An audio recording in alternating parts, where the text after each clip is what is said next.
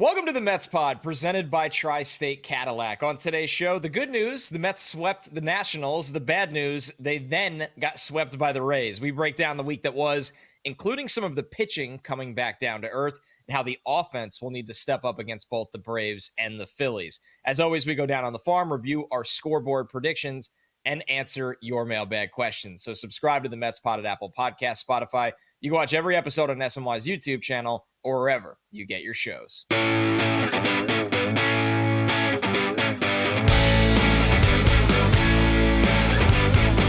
What's up, everybody? Welcome to the Mets Pod, presented by Tri-State Cadillac. Taking a Cadillac is more than just taking a drive.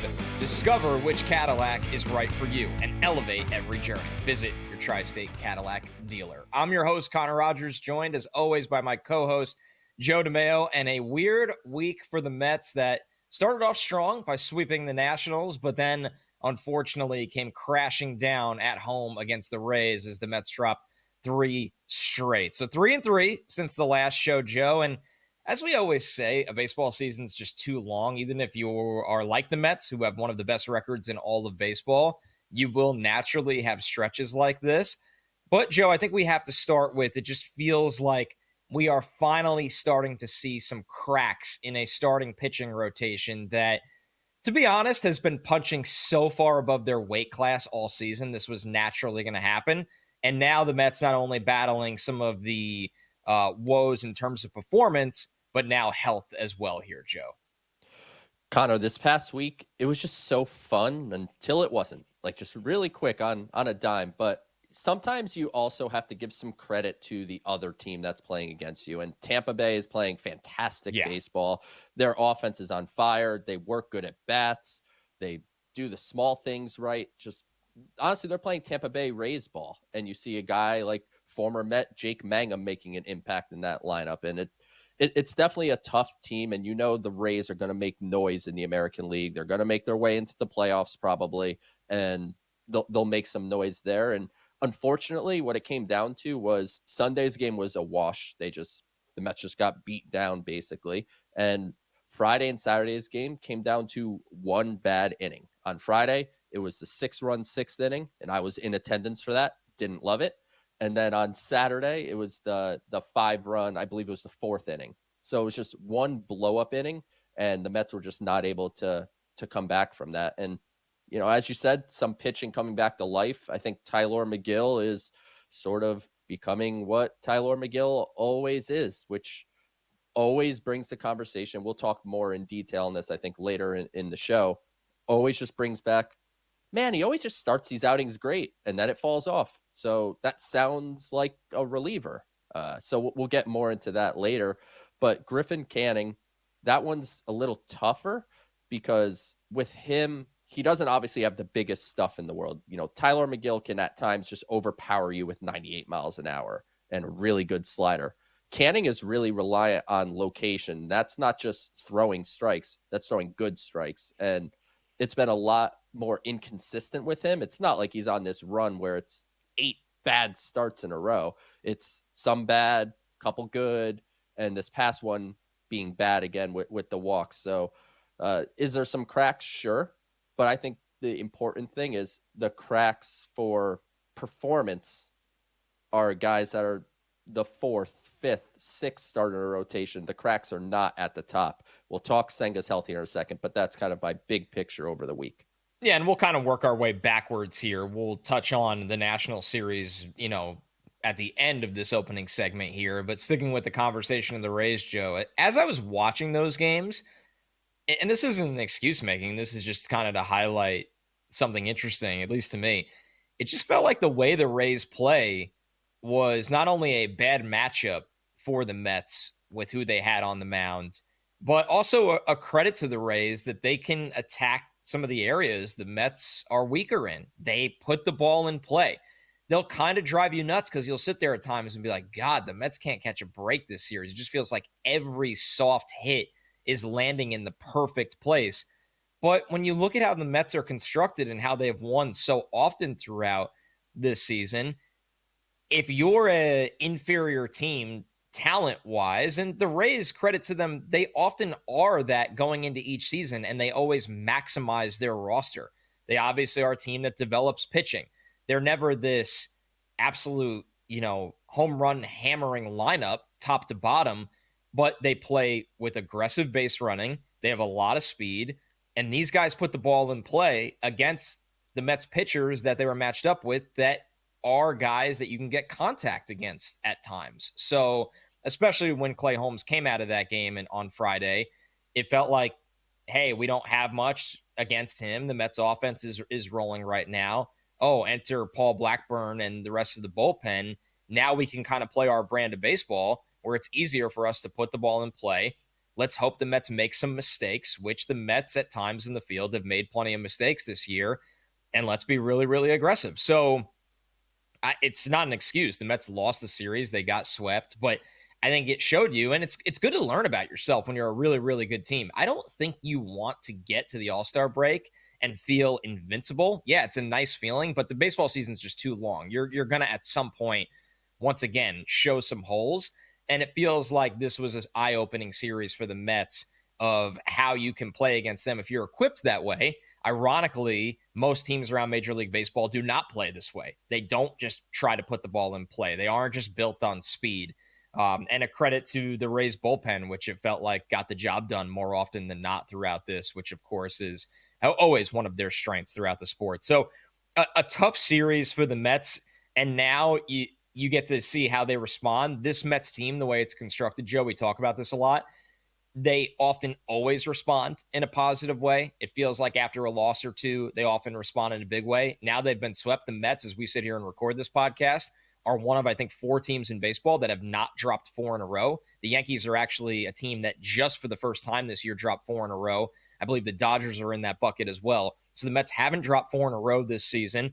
We'll see how they respond with a big series down in Atlanta and a good opportunity to bounce back. Although, once again, the pitching matchups are going to be tough.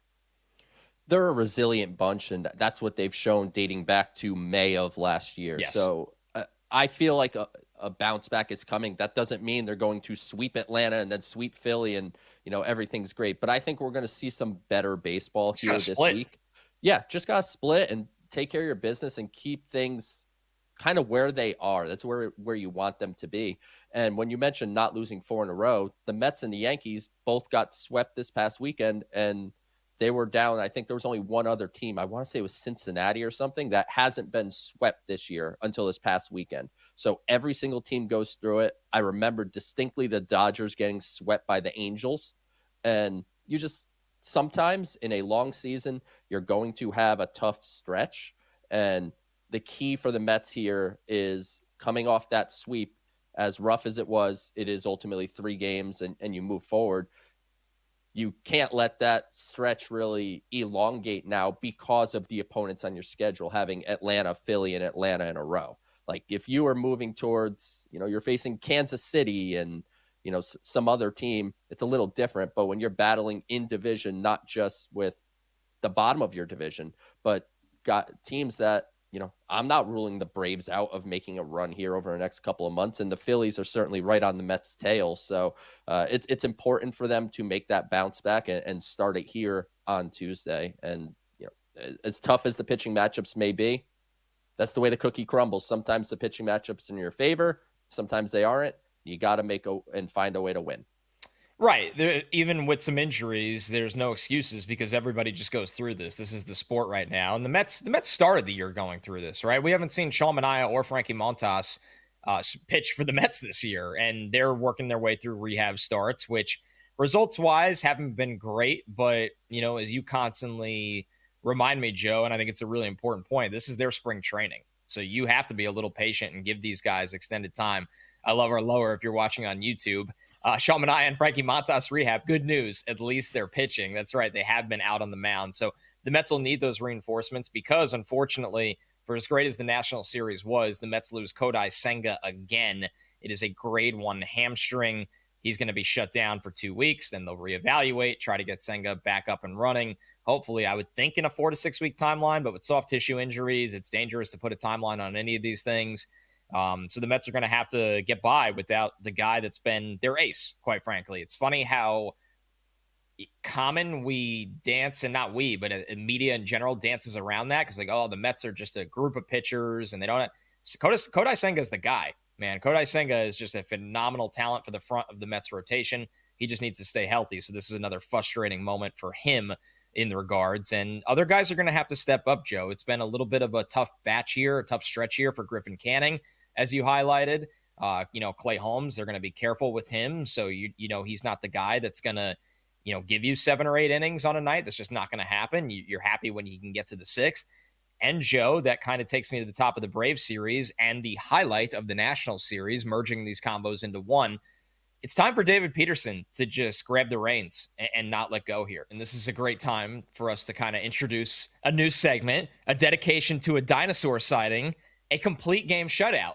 This means that the Mets need somebody to step up as a stopper. And that guy has to continue to be David Peterson, who had the complete game shutout against the Nationals, looks as confident as ever. And now with Senga down, is the front guy in this rotation right now. As you see, 9 innings pitched against the Nationals last Wednesday, 6 hits, no runs, no walks is the big number for me, Joe. The 6 strikeouts, nice, but no walks for Peterson across 9 innings. While the competition's going to heat up. I know the Braves have struggled this year, but it's still the Atlanta Braves lineup. And of course, you're going to have the Phillies. But with Peterson here, Joe, the Mets need to not only have him continue to be on the same pathway he's been on the last year and a half, but can he continue to evolve and be the front guy for this rotation while the Mets wait for not only Manaea's return, but Senga as well? What I loved hearing, Connor, was Peterson basically telling Mendoza, I want to finish this game. In a modern day where pitch counts and all these things come about, to have sort of that, to use the term dinosaur mentality of, I want the ball, I want to finish it. He was up, I want to say it was like 97 pitches through 8 or 98 pitches. And I knew that the Mets were going to limit him to some degree, but he went out and took care of business, and couldn't be more impressed and happy for David Peterson, because you could see like the emotion in his face when he actually completed the game, how much it meant to him smiled. That he was able to do it. Yeah, which is not exactly the most common thing that you're going to get from David Peterson. What I will say is he is establishing himself as a frontline guy. This is not, oh man, Kodai Senga's down. The Mets need to, Peterson needs to step up and become this. Because on the season, and I'm going to do this season, now I'm going to go back a little bit. On the season, through 13 starts, 2.49 ERA. If you want to take it back to this day of 2024, so he made his return from hip injury at the very end of May, but just to keep a solid number, I did 6/17 to 24 through 6/17 25. 31 starts, call it full season, 184 innings pitched, 2.59 ERA. David Peterson, straight up for a calendar year now, once he got healthy from the hip, is pitching like a frontline guy. And I see no reason why that's going to stop just because they're facing Atlanta or a more difficult opponent. But sure, it is important for him to continue on this trajectory while Senga is out, which I'd say we target shortly after the All-Star break. Like that's kind of, I think, the idea when you could maybe expect to see Senga back.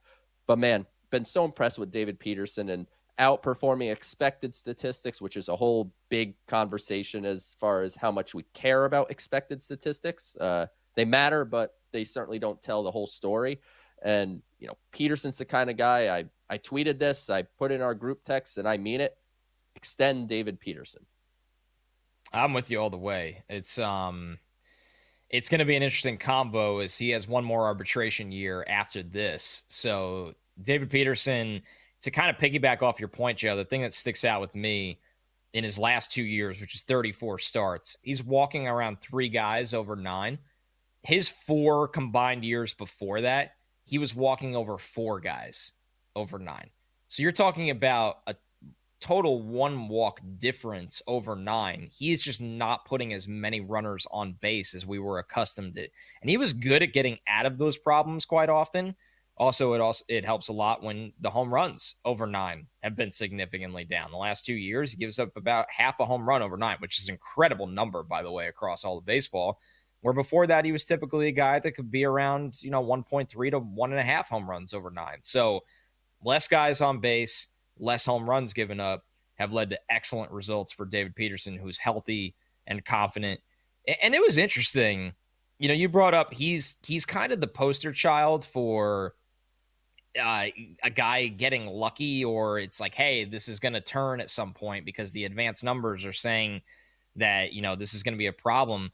James Wood, who is a star for the Nationals. And if you don't get to watch a lot of the Nationals, James Wood was one of the pieces they got back in the Juan Soto trade.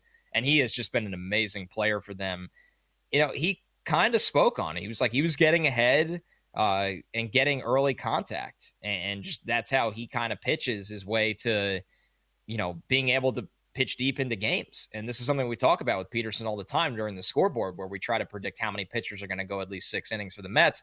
Peterson is one of the guys that we can rely on, and it's because of his style of pitching. And maybe that doesn't play to the advanced analytics, but and dealing with this in the football scouting world all the time, you don't want to make a living betting off of outliers. But I think David Peterson's style is an outlier that you start to feel like this isn't a fluke. This isn't a bit of a stretch here where it's going to bottom out.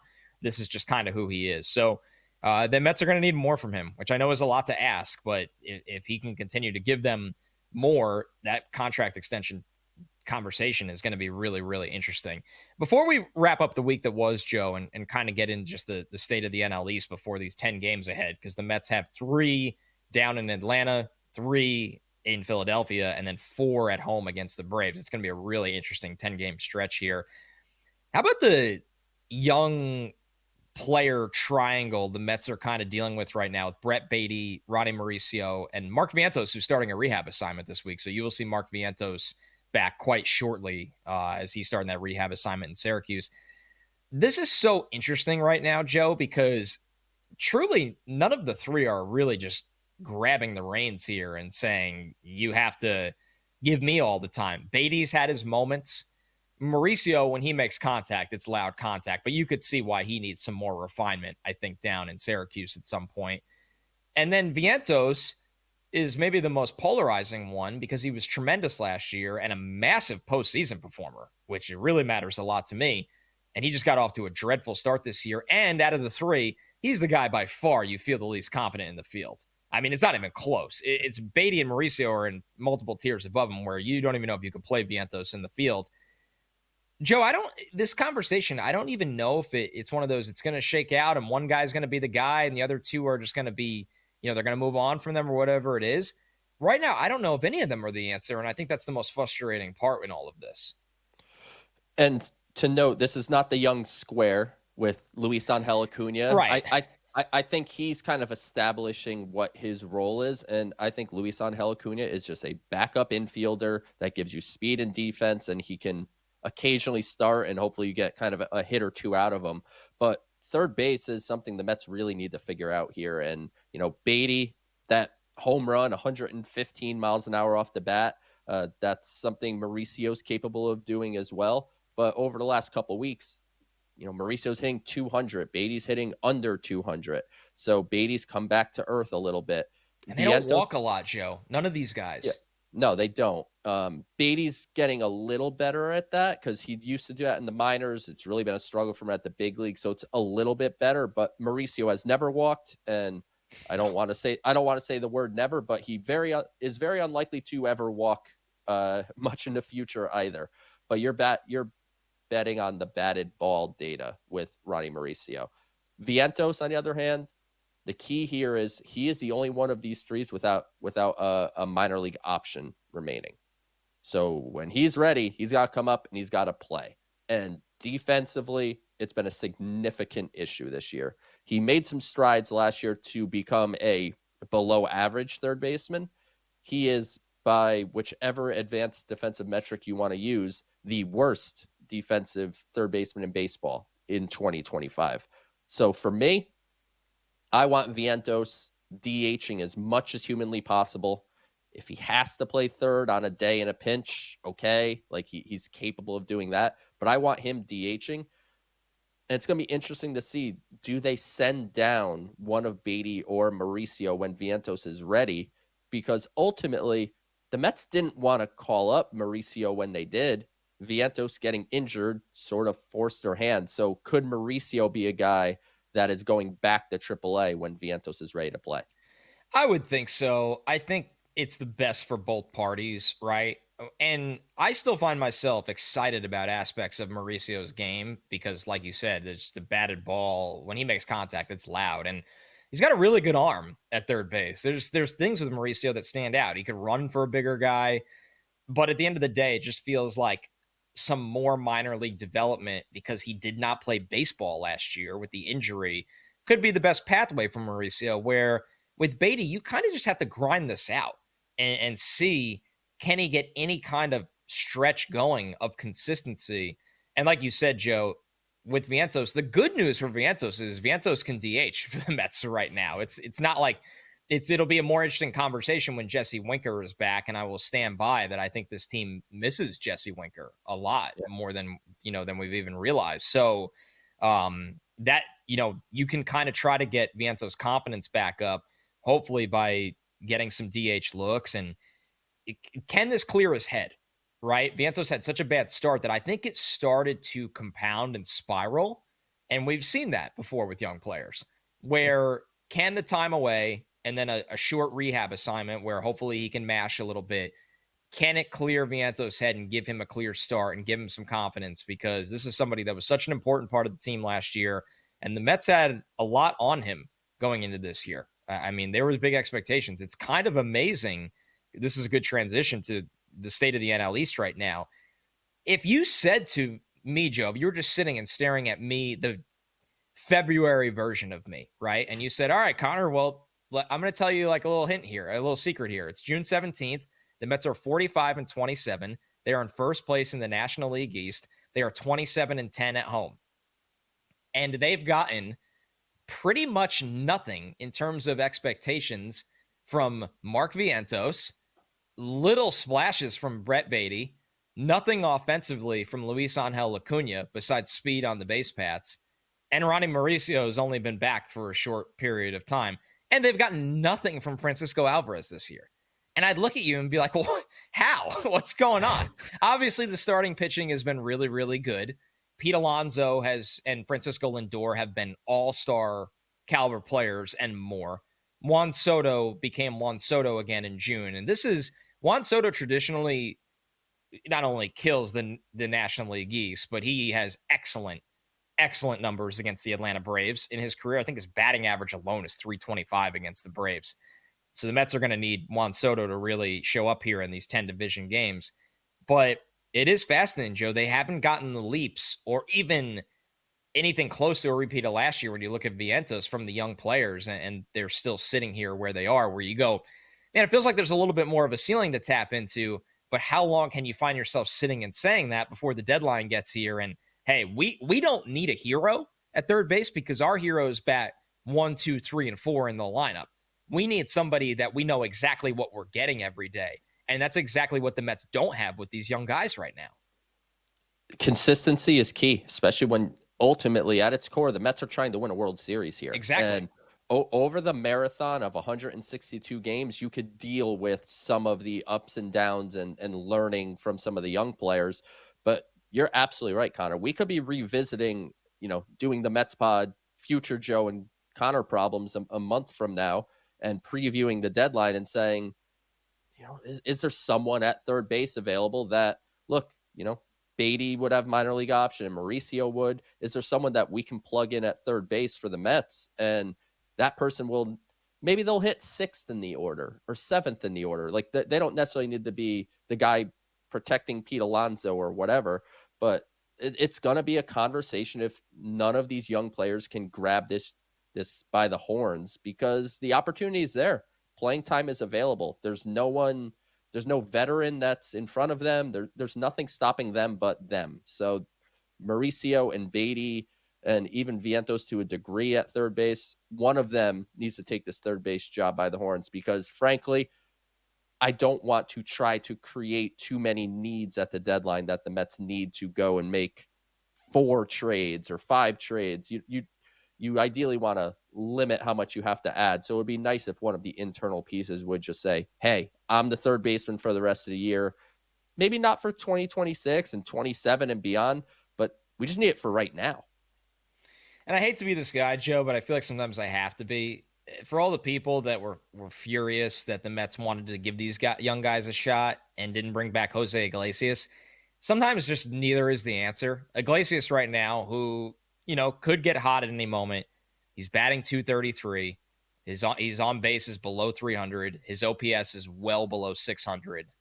He's just the Mets didn't think Iglesias can replicate even close to what he did last year. And unfortunately, we're rooting. I like Jose Iglesias, but that hasn't been an answer either. So sometimes you're just searching for it, and everything in front of you ends up not being the answer. Now, the good news for the Mets is they still have a 2-game lead on the Phillies, and this is going to be down to the wire against the Phillies all year. The Braves are really interesting because at some point they're going to kind of hit this line where they got to make a decision close to the deadline. And the Braves are expected to compete this year. I think they are going to play better over these next 2 months, but they're 31-39 right now. They're 13 games back from the Mets.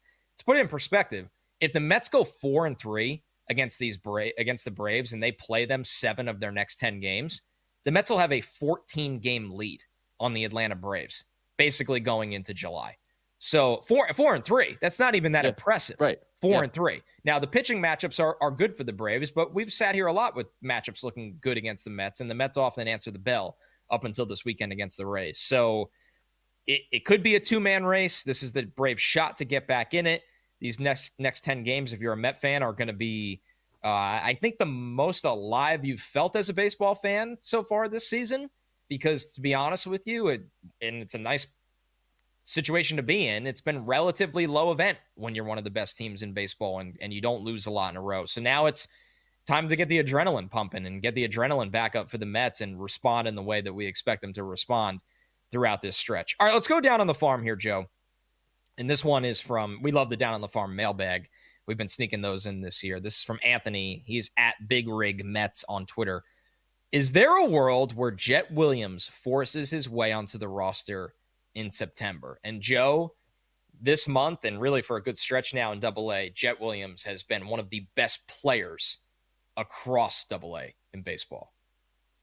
I don't think Jett is going to make it to the big leagues this year, and I'm the don't bet against Jett Williams guy. I just think where the Mets are, and we're talking about adding at center field or making other additions at the trade deadline, I just don't see how it's going to pan out that Jett Williams ends up making an impact on this team in September. But let's be very clear. You're absolutely right, Connor. Jett Williams has been one of the best players in Double-A, and frankly, he is just all the way back. He missed essentially all of last season with a wrist surgery. He just won the Eastern League Player of the Week. So we'll do some big picture stats too, but small sample size. 6 games, he hit .385 with a .467 on base and a .962 slug. That's a 1.428 OPS. 3 doubles, Connor, 3 triples in a week, and 2 home runs. Jett on the season, back to the numbers you would expect, as you see if you're watching on YouTube. And if you're not, subscribe to SNY's YouTube and watch the show so you can see our beautiful faces while we talk about this stuff. Hitting .296, bat the ball skills are back. On base skills are where they've always been. On base of .400, a .926 OPS, and he's got the speed back too with the 18 stolen bases. Right. 28 total extra base hits. Jett Williams, he's going to be back being the number 1 prospect in the Mets system. That's what it comes down to. And I do think he is knocking on the door of AAA, maybe sooner than later. But look, I think Jett is a part of this team's future, whether that is second base and center field, which the Mets recently have been giving him more games at second and more games at center. So they're starting to figure out, I think, where they think he fits best. What they'll tell you is that he's versatile. He could play all 3. And I agree with that sentiment, but you really want to know where does he fit best. And I think this is a 2026 conversation, but Jett Williams has gone from a guy when he went a little out of sight, out of mind, for me, being just back as, yeah, this guy is just a future part of the Mets order, and really happy to see his success this year in Double-A. Joe, minor league steals lie a lot All the for time. Yeah. various reasons, but we've covered Jett before he ever even held up a Met jersey. I mean, he was one of your favorite prospects in that draft. I remember talking about him leading up to the draft. What kind of speed are we actually talking about here with him from a major league outlook? Like, it's well above average. It may not be top of sport speed, but it's well above average. And the key on the base paths is he knows when to run. He is a very smart base runner. It's not like me and MLB The Show where I get on first base with a fast guy and I'm just like, steal first pitch. Like, he knows when to run. So he's an efficient base runner. He's got well above average speed. Like, if I had to throw a guess, and we could circle back when we have StatCast data for this, when he's a major leaguer sometime next year, I would guess he'll be in like the 80th percentile, 85th percentile in sprint speed, something along those lines, like a well above average runner, but not necessarily like top of the sports speed. Yeah, it's going to be fascinating because Jett has just done everything you could have asked of him at Double-A, and it's just a matter of time before he's up at Triple-A. And the thing is, we've kind of see it go two ways when guys get to Triple-A when they're scorching hot in Double-A. Sometimes they don't slow down at all, and they just look like there's not going to be no speed bumps for them until they get that call.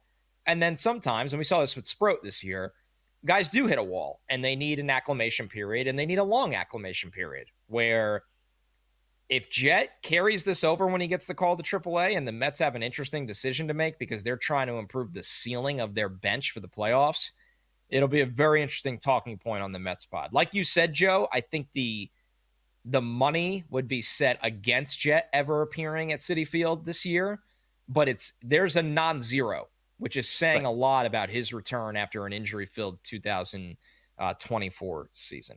You're listening to the Mets Pod presented by Tri-State Cadillac. Subscribe to the Mets Pod at Apple Podcasts, Spotify, SMY's YouTube channel, or wherever you get your podcast. All right, Joe, our favorite time of the week. We're going to review our scoreboard predictions from last week. Over-under push was at 8 for Juan Soto hits. Joe, you went under. I went over. It's usually the reverse of this. The under just always hits. And Soto was scorching hot in that National Series to start, where I thought this was a wrap. He actually ended up having 6 hits. So, Joe, you get the point. Yes or no, will Francisco Alvarez hit a home run? We both said no, he did not hit a home run. We both got a point. Over-under push was at 1 for Francisco Lindor, stolen bases with the broken toe. Joe, you went over. I pushed. He didn't steal a base. No points awarded. Over-under push was at 4 for Paul Blackburn innings. Joe, you pushed. I went under.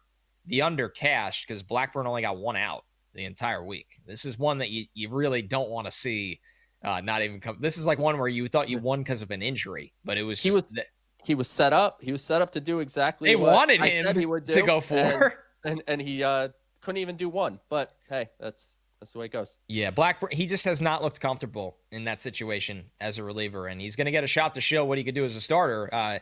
And guess what? You get to go against Chris Sale in Atlanta. So hey, he was really good starting against the Dodgers. Yes, so let's have some confidence in Blackburn. So I take a point there. Over under 1.5 for Pete Alonso home runs. We both went over because that's been consistently cashing an under week for Pete. No home runs for Pete. No points awarded. Over under 4.5 for Mets wins. We both went under here, and it hit at 3. We felt like the Rays were pretty pesky, kind of a pest of a team, and I think we almost undersold that. They were an absolute terror in terms of the way they played against the Mets, so we both take a point home there. We each take home 3 points out of the 6 categories, so we go for 50 percentile, which means I still lead the season series 34-33, only by 1 point. We got 7 games this week. 3 against the Braves, 3 against the Phillies, and then 1 at home against the Braves. The first 6 will be on the road. The week is tied. Over-under push is at 7 for Juan Soto hits, Joe. And dare I say, I'm going to go over, which, once again, this does not cash, but there's 2 differences here. One, our producer Jeff is lowering the number because the over just never hits with Soto because he walks too much. We always say that, even during really good Soto weeks. You got the 7th game here. So now we'll see how, of course, weather is, but I'm going to take the over here. 7 hits in 7 games, and it's the National League East that Soto typically plays very well against, Joe. All I know is it's going to be really nice here during the weekend, so I'm going to guess it's going to probably be really nice in Philadelphia as well. So I don't know about Atlanta weather, but Connor, I'm joining you. I'm going over. You kind of won me over with your stat of Juan Soto's career against the Atlanta Braves, and this is a real litmus test for the Mets heading into this stretch where everyone could say, "Oh, they beat up the Nationals, they beat up the Rockies," and whatever people want to say, that's fine. This is the time. And if you're not going to get up for this 10-game series as a fan or as players, I don't know when you're going to, because this is what it's all about. So I will join you. I will go over on Juan Soto hits. Soto has played 77 games against the Braves in his career. He's batting .325. He's hit 19 homers in those games, driven in 51 RBIs, and scored 60 runs. So Soto traditionally, his numbers against the Phillies are good, but they're not what they are against the Braves. In 80 games against the Phillies, he's batting .284, 19 homers again, 60 RBIs, 61 runs scored. So Soto's seen a lot of these teams for how long he played as a obviously Washington National. See if he can kind of carry that over for the Mets here. All right, Joe, you got the next one. Yes or no? Will a Mets catcher hit a home run? I will say no. I don't think so. Alvarez, it was encouraging to see that Coors Field home run. I just don't see a home run coming from him. And Luis Torrens, when he does play, his bat is starting to cool down and kind of revert back a little bit to what Luis Torrens is, which is a high-quality backup catcher. So I will say no home runs from a Mets catcher. I'm going to go no here as well. Alvarez, that home run power we saw 2 years ago has not existed. And Torrens is, what I like about Torrens, Joe, he's typically a line drive level swing. He's not looking to hit home runs. So you're not getting power from either of them right now. And just playing the odds. Unfortunately, the odds will say no, but hopefully we're both wrong. Yes or no, will Bryce Harper hit a home run against the Mets? Joe, I'm going to say no. I don't know if Bryce Harper is going to play in this series. It feels like there's a good chance he didn't travel to their series against the Marlins to open up this week. He's been dealing with a wrist injury. Harper has dealt with a lot of injuries over the last couple of years for such a great player. But I'm going to say no. Even if he does play, he is coming off an injury that significantly affects power. We'll see. I hope I'm right. I don't think Harper, I don't think he's going to play, but maybe I'm wrong. We need to be different at some point in this, but this is not going to be it. I'm with you. I don't know if Harper's playing, as you said. That's point number one, is even going to play in the series. And if he does, it's a wrist, saps things for 3 games, and Mets will be up for that series, I think. So I'll say no Bryce Harper home run this week. So he didn't make the trip to Miami. It sounds like there's no definitive return timetable because he hasn't been swinging a bat pain free as far as we know. What's interesting with Harper here, Joe, he hit 30 home runs last year, but he has 9 on the season right now. He's still an amazing player, getting on base, hitting, but I think it's partially because of the injuries. So we'll see. Not only does he return, but does his power come back with him? All right, over-under push is at 1 here, Joe, for Luis Angel Acuna stolen bases. I will push. Acuna is definitely someone who is going to get utilized. Yes. He always does, comes in as a pinch runner. And I think these games are going to be the big ones where you'll definitely want to be aggressive on the base pass with him. So I will say push. I was tempted to go over, but I will push with 1. Yeah, to kind of make it different between us because we haven't been able to do that yet. I like the push a lot here, but I'll take the over. These are massive games, and it's the kind of the empty the bench series, both of these coming up, and it might be a big spot for Acuna. You got to be aggressive in big games. If Acuna is out there pinch running, you should send him. So I'll take the over and think he gets swiped too. Well, I don't think he's going to play a lot though because he just hasn't been playing a lot. Over under pushes at 6 for David Peterson innings tonight. I'm going to push right here, Joe. I'm going to go right at 6 innings for Peterson. He's got Schwellenbach, who was very good against the Mets the last time we saw him, and is a very good young pitcher in the sport right now. So I'm going to go 6 innings for Peterson in a game that I saw the over-under was 8.5, which actually surprised me. I think this is one of those games that can, until they get to the bullpens, it can kind of be a slow-scoring game on both sides. Connor, the dreaded 6 innings for Mets starters or an individual Mets starter has bit me countless times this year. So this is going to sound negative, but David Peterson's going to go 5 2/3 tonight. So I'm going to go under 6. He's going to pitch into the 6th. He's not going to get out of it. Mets still will win this game. I'll go with that. But I know we still have wins to do. But David Peterson will go 5 2/3, so just under. Over under 4.5 Mets wins here, Joe. You get the first crack at this one. I think this is an under. I think it's a 4-3 week. I think this is this is really good division competition. It's really tough to go. And, I know the Mets did sweep Philly earlier in the season. That's not something you could necessarily expect to happen again. So I think this is going to be a drag out brawl of a week. And I say Mets will go 4-3. I think there's also some demons right now for the Phillies at Citi Field after how the playoffs ended. I think that's a big factor in this. So the Mets are going to be, for 6 of these 7 games, the Mets are going to be on the road. The Phillies this year it's funny, the top of the National League East, they all operate the same. The Mets are 27-10 at home. They're 1 game above 500 away. The Phillies are 24-13 at home. They are 3 games above 500 on the road. The Braves are 19-15 at home. They are 12-24 on the road. It's egregious. The Braves are terrible on the road. So what I'm saying is this is a tough spot for the Mets, these 7 games, because these teams, as up and down, like the Phillies have been a little up and down. They're still one of the best teams in the sport. The Braves have not had the season they're hoping for, but they're still a really good team at home.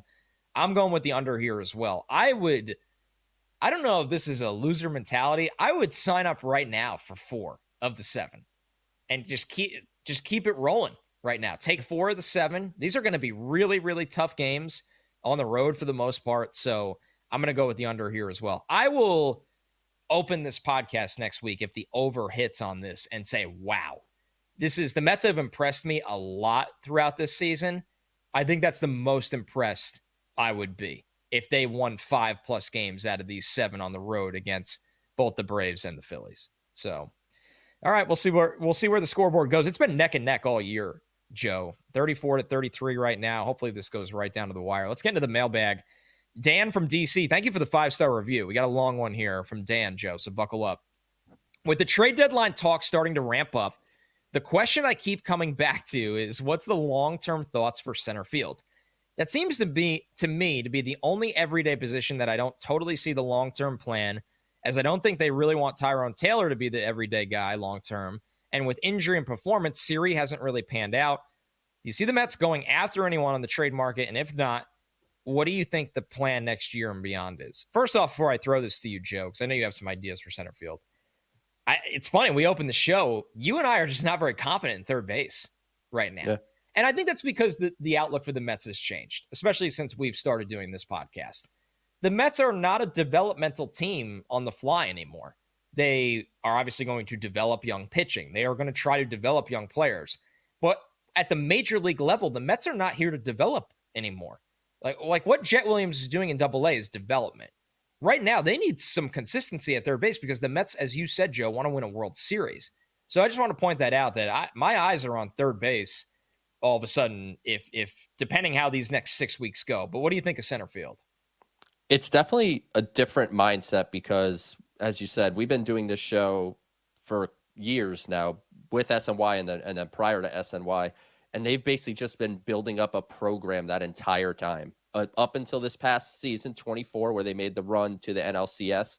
And that just resets expectations. And then you sign Juan Soto. So as we head towards this trade deadline, the Mets are going to have to make sure that they are making moves to set themselves up to take it one step further and make it to the World Series.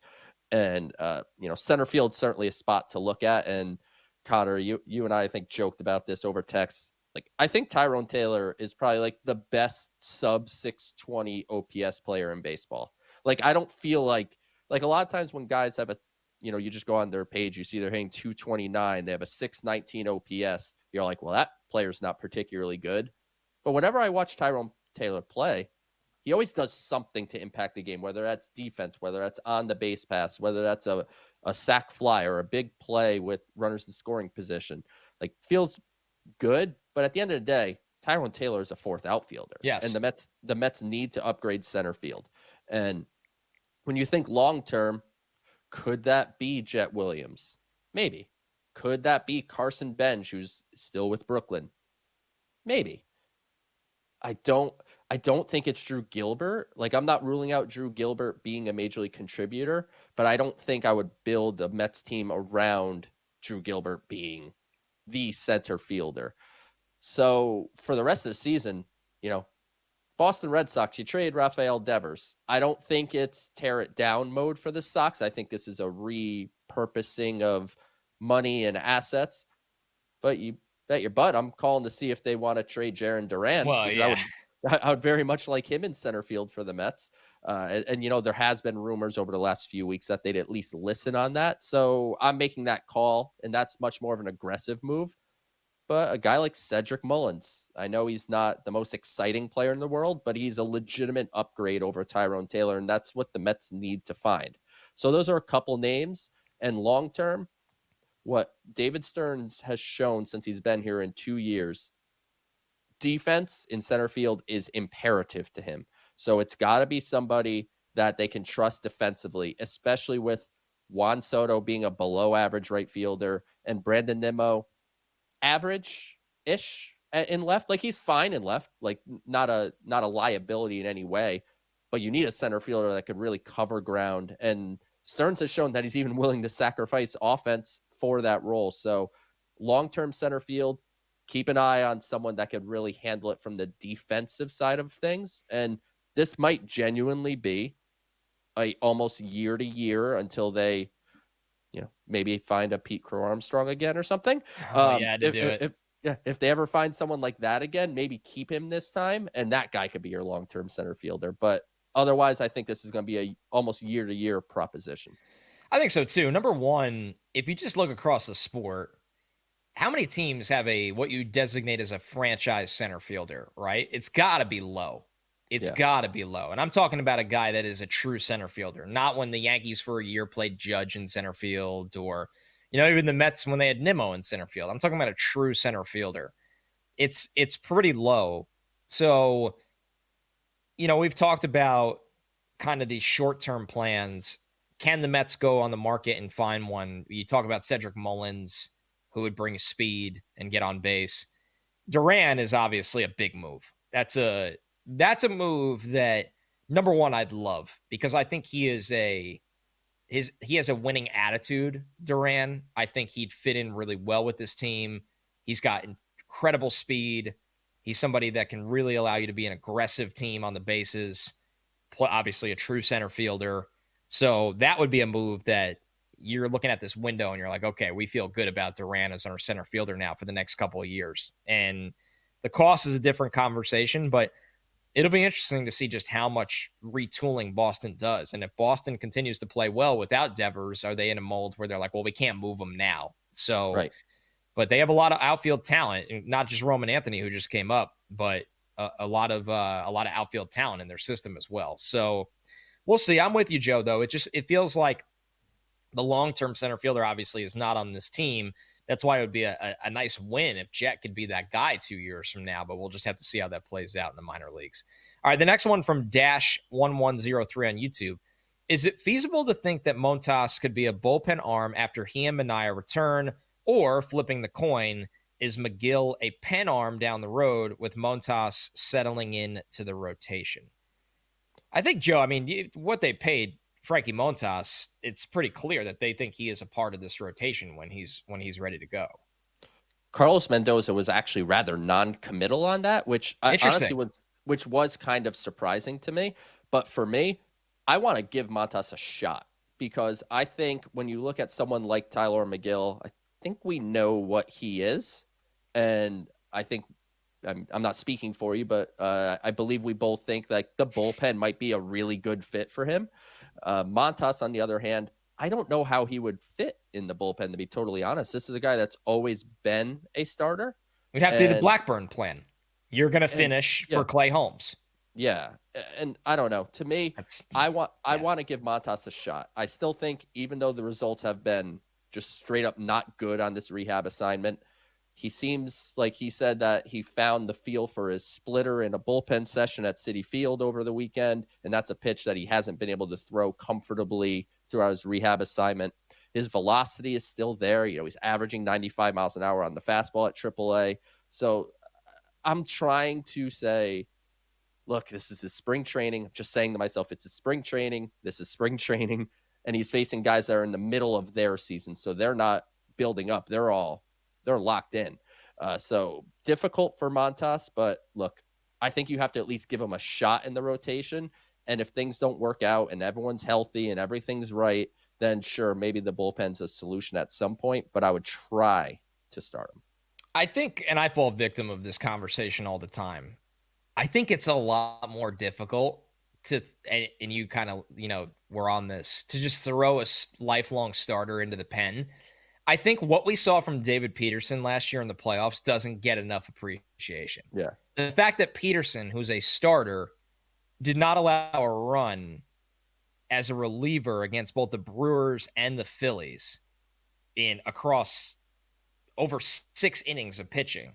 And he gave up a couple runs against the Dodgers, but I mean, Peterson, that's just not a constant with guys when you throw them into that role. So we'll see. We'll see what he could do. He was obviously signed to a 2-year deal, Frankie Montas, with expectations of him being a part of this rotation. And like you said, Joe, if it just doesn't work out, you're going to have to. The good thing with this era of the Mets is they're not just going to force a situation that's just not working. I mean, he's going to get his shot, and if not, there's going to be other guys that get a chance.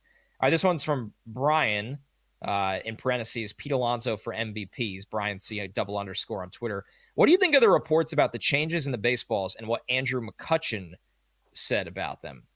I'm going to pull up McCutchen's tweet. I read this earlier in the week. It was very, very interesting. I'll read it after you speak, Joe. But the baseballs, to me, listen, sometimes you just feel it as a fan of a team, like the Juan Soto ball against the Rays, where you're like, how did that not leave the yard? I was watching the Yankee game Monday night and the NBA Finals at the same time, because the Yankees and Angels were playing a bizarre scoreless game across 9 innings, which does not happen in Yankee Stadium very often. Some of the balls that died, and I know it was windy, the weather was weird, but Joe, you cannot look me in the face and tell me that the baseball is consistent year after year or even month after month at this point. It's just not. Yeah, it just simply isn't. And, largely, like, I think we've talked about this on this show where we're like, just, the weather's going to warm up and everything's going to be fine. And it's definitely different. And, I'll let you read McCutchen's tweet here in a second. But one thing that's important to note is that these are like hand-sewn baseballs. So right. there's not going to be that same consistency as if there was a machine doing it. But what's evident, and we could have any kind of conspiracy theories we want to drum up here, but it seems like sometimes they want the baseball to fly and sometimes they don't. And there's ways to make that happen when you raise the seams that affects like the drag in the air and prevents it from going to where it does. And that Juan Soto home run you're talking about, Connor, I was sitting in the Coca-Cola corner for that game. I saw that ball off the bat coming. Put your glove up? In the drag. I knew it wasn't high enough, and I don't bring a glove. What I would do, I would rely on my friend Josh, who was sitting next to me. Great hands. I would just get out of the way and let him take care of it. But off the bat, I was like, that's gone. That's a homer. And obviously it died just short. So something is up with the baseballs, and Major League Baseball is not particularly consistent with it, whether that's, the ball a couple years ago that everyone was hitting home runs and it felt like you barely touched the ball and went over the fence, to now you could rip a ball and it's just not quite making it. So McCutchen tweeted, I was told by a rep for MLB that the balls are indeed different this year. They stated higher seams, which produces more drag on the baseball, causing baseballs to not travel as far as they should. When asked why, I was told every baseball is hand sewn, so no ball is the same. When I asked if there was something that could be done about correcting the current performance of this year's baseball, I was told there was nothing that could be done about it this season, but they are working hard on getting to the bottom of why the seams are higher. he was tweeting. So Ben Yole tweeted out the actual Soto ball that died at the fence. And that's what McCutchen was replying to directly. So McCutchen was literally replying directly to that ball that somehow didn't go out off of Soto's bat. There it is. Like, there's the proof right there. It's not like McCutchen has any reason to lie, and whatever rep he spoke to didn't have any reason to lie back to him. Yeah, and look, it's not a conspiracy theory, right? That something is different now. But now it's just understanding why. Why is it different? And it's frustrating, though. Given that there's nothing that could be done, that part I kind of see. I imagine the baseballs for the season are all kind of like produced beforehand. Like I would think they're prepping for a whole season worth of baseballs prior to the season starting or right at the beginning of the season. So maybe it's tough to do a reversal, and they're paying for the baseballs, and there's a whole big discussion that ultimately what it comes down to is I want the Mets to hit more home runs, so fix the baseball.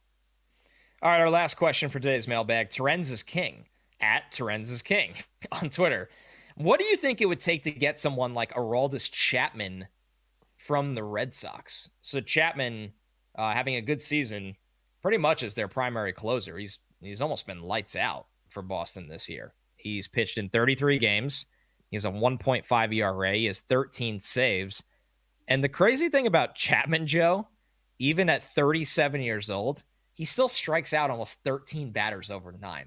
It just feels like he hasn't lost much at all. Now, this will come down to our earlier conversation about Duran. The Red Sox, who've been playing much better lately, although they then traded their best hitter to the Giants, would have to kind of fall out of this thing. But you would think Chapman, who's on a 1-year, $10.75 million deal, would absolutely be a reliever available if they fell out of it.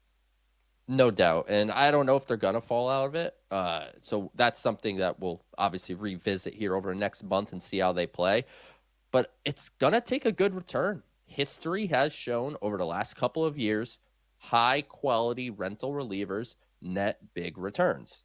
And I can't tell you who specifically that is, but you're not talking about trading, prospect number 23 in the system or prospect number 19. Like you're dipping into the top 10. You're dipping closer to the top 5, maybe even. Like that's the price of trying to, I guess, quote, win a World Series. And for me, that's not what I want to do. And I think for David Stearns, I don't think that's particularly what he wants to do either. So I'd be interested to start really thinking about lefties that could make an impact here that aren't high-end performing rentals that net this big return.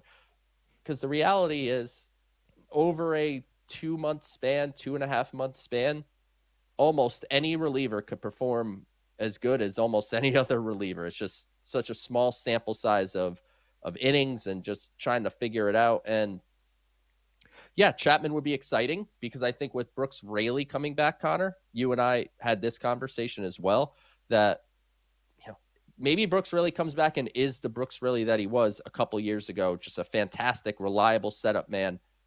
You don't know until he's there, and he's not going to be back probably until after the All-Star break, close to the trade deadline, and you're not going to have enough time to establish that. So for me, I would operate as if Brooks Raley is my second lefty in my pen, and I would be looking to get somebody theoretically better than him. And if Raley pitches like he's capable, all the better. You know what's funny about the Chapman conversation, Joe? To your point, this only proves your point. Although you could argue it proves both points. Chapman, 2 years ago, as a 35-year-old, was traded at the deadline by the Royals. The Royals did the same thing the Red Sox did. The Royals signed him to a 1-year contract. He appeared in 31 games before traded. He had a 2.45 ERA. The Rangers traded for him. Now, the trade worked because he pitched 6 innings in the postseason, had a sub-3 ERA, and they won a World Series. The problem is the Rangers gave up Cole Reagans to get him, who immediately went on to be the best young pitcher for the Royals. Now, Reagans is having a kind of a tumultuous, odd down year. He has a 5.18 ERA in 10 starts this year. Now, before a couple stints on the IL too. Yeah, been banged up, has struggled, but the reality is from 2023 after they got him in 2024, he started 44 games for the Royals and was one of the better pitchers across the entire sport. And they also got Ronny Cabrera, another prospect in that deal. But the Rangers gave up a former first-round pick that was a pitching prospect and had already pitched a little for them in the majors to get a reliever. And that pitching prospect, with his pedigree, has gone on to be a front man for the Royals rotation under team control for a long time. The Rangers won a World Series. So, yeah, I'm sitting here as a Mets fan going, can you guarantee me the World Series? Then I'll trade Brandon Sproat. Sure. But, if you promise. Yes. But you better not. Guess what? There's no take-backsies. Most don't. Most don't win the World Series. The Phillies have done this for the last couple years. The Padres went all in. The Padres and the Phillies have traded big-time pieces for relief help the last couple years. And they haven't gotten the World Series. They've been really good. But I always say this on the podcast. For as great as Carlos Estevez was last year, Francisco Lindor smashes a grand slam off of him, the big deadline piece for the Phillies bullpen, and he's watching a ball go 800 miles out of Citi Field as the Mets win in an upset fashion in that series. So you can't guarantee it. So it's expensive. It'll be expensive. Chapman is honestly one of the best investments in the sport for teams that you're either going to get a really good reliever and then you could trade him for a massive prospect, or it costs you no money beyond 1 year. So shout out to the Royals and the Red Sox who have kind of figured this thing out with Aroldis Chapman. All right, this is the Mets Pod presented by Tri-State Cadillac. Taking a Cadillac is more than just taking a drive. Discover which Cadillac is right for you and elevate every journey. Visit your Tri-State Cadillac dealer. And remember to subscribe to the show at Apple Podcasts, Spotify, or wherever you get your podcasts. You could leave us a review with the question as you heard today in our mailbag segment for one of our future mailbags. And of course, you can watch the show, see all the graphics, all the stats on SNY's YouTube channel. So become a subscriber over there as well. Thanks so much, everybody. Catch you next week.